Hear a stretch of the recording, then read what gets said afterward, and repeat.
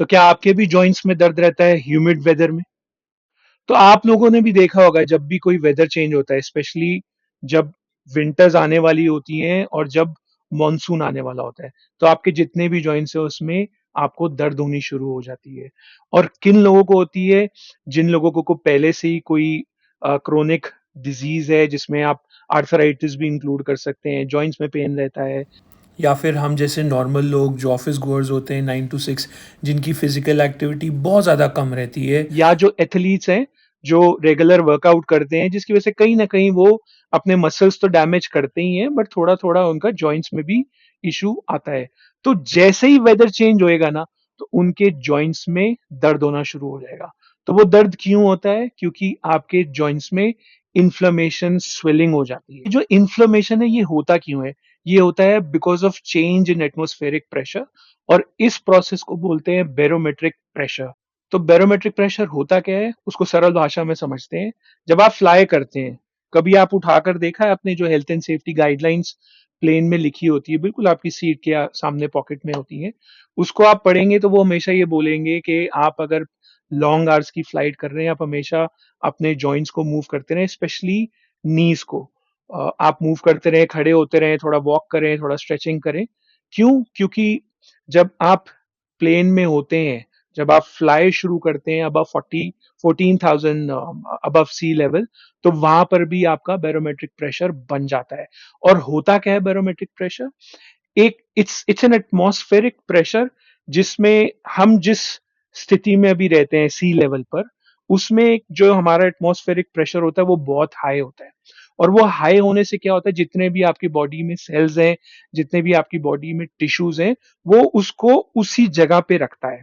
But during the change of weather और season, specially in winters and in monsoon, तो जो atmospheric pressure होता है वो बहुत ज्यादा लो हो जाता है।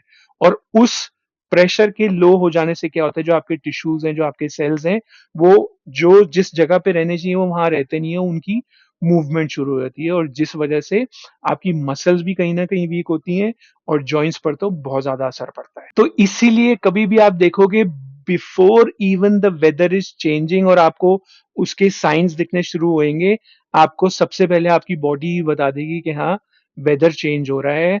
कैसे बताती है? जब आपके जॉइंट्स में पेन होना शुरू हो जाता है। और जैसे कि मैंने आपको बताया, किसको पेन होता है? कोई भी पेशेंट है जिसने कोई अपनी जॉइंट की सर्जरी कराई है, कोई भी ऐसा व्यक्ति जिसको आर्थराइटिस है, या जिसके जॉइंट्स में पहले से ही पेन रहता है, बहुत सारे एथलीट्स जो अपनी रेगुलर वर्कआउट करते हैं, जिसमें उनका कहीं ना कहीं मसल डैमेज होता है और जॉइंट्स भी डैमेज हो जाते हैं, तो उन सबको ही ये पेन रहता है। इसके अलावा anybody who is above 30 can also experience this joint pain. तो ये तो बात होगी कि बैरोमेट्रिक प्रेशर होता क्या है, और किन लोगों को होता है, और कब होता है। तो अब बात करते हैं कि हम क्या प्रिकॉशंस ले सकते हैं जिससे हम अपने जॉइंट्स को थोड़ा सा बचा पाए। तो सबसे पहले तो आप ये कोशिश करें कि आप अगर एसी एनवायरनमेंट में रहते हैं, क्योंकि एसी और प्रेशर को ना लो कर देता है, तो अगर आप लो प्रेशर में रहेंगे तो आपके सेल्स में, आपके जॉइंट्स में पेन रहेगा ही रहेगा। तो अगर आप एसी एनवायरनमेंट में रहते हैं, आप ये कोशिश कीजिए कि आप फुल स्लीव्स और फुल लेंथ कपड़े पहने, जिसमें आपके जॉइंट्स जो हैं वो प्रोटेक्टेड रहें। आप रेगुलर एक्टिविटीज कर सकते हैं, जिसमें आप वॉकिंग इंक्लूड कर सकते हैं, थोड़ा स्ट्रेचिंग इंक्लूड कर सकते हैं। और जो एथलीट्स हैं वो तो वैसे ही अपनी रेगुलर एक्सरसाइज करेंगे, तो कहीं ना कहीं वो अपने जॉइंट्स को प्रोटेक्ट कर लेते हैं। हाँ, एथलीट्स के लिए एक मैं छोटा सा और आपको टिप दूंगा कि आप इस समय कोशिश करें कि बहुत ज्यादा हैवी लिफ्ट ना करें, या बहुत ज्यादा ऐसी एक्सर्शन ना करें जिसमें आपके जॉइंट्स में डायरेक्ट इम्पैक्ट आता है। तो थोड़े दिन, मतलब सिर्फ हफ्ता 10 दिन की बात होती है, before the weather settles down completely, तब तक आप इसको अवॉइड कर सकते हैं। उसके अलावा जैसे मैंने आपको बताया, फिजिकल एक्टिविटी में आप जरूर ध्यान रखें।